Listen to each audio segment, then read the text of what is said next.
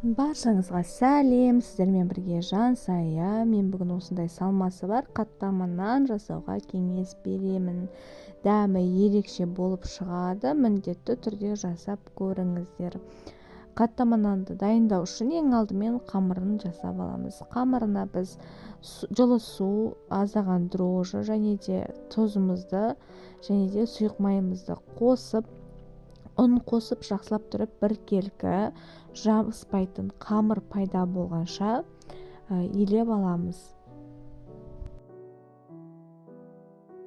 Достар, менің арнамда осындай керемет рецепттер бар. Жіберіп алмас үшін маған подписываться кнопкасын басып тіркеліп қойыңыздар.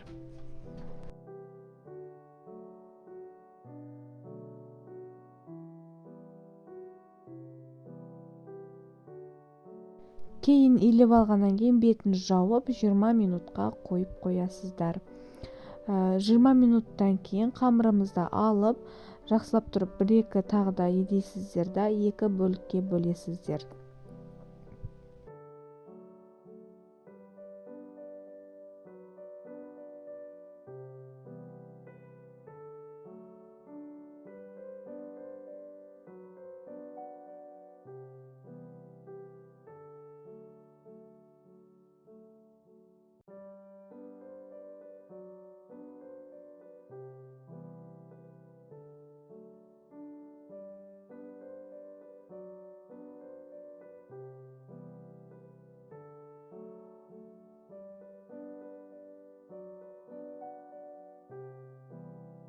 Кейін ортасына жағуға сары майымызды дайындаймыз. Ерітілген сары майға майонезімізді қосып, жақсылап біркелкі масса пайда болғанша араластырып аламыз.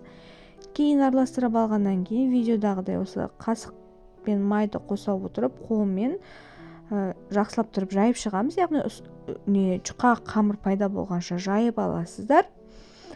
Жұқа қамыр пайда болғаннан кейін видеодағыдай ортасына жаңағы қамырымызға майымызды құйып, жақсылап тұрып жағып шығасыздар. Жағып алғаннан кейін салмамызды саламыз. Салма менде ол фарш, яғни тартылған етпен ұсақтап туралған пияз. Соны жақсылап тұрып араластырасыздар да осы қамырдың бетіне жағып шығасыздар.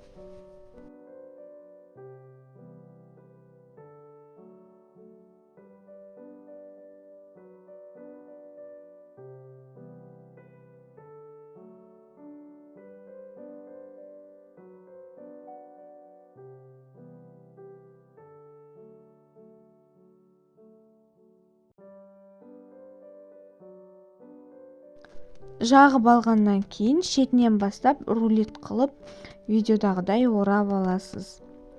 Орап алғаннан кейін осындай етіп улитка дейді ғой, яғни улу сияқты етіп орайсыздар да бетіне аздап ұн жағып, екі жақ шетінен кішкене оқтаумен жайып аласыздар.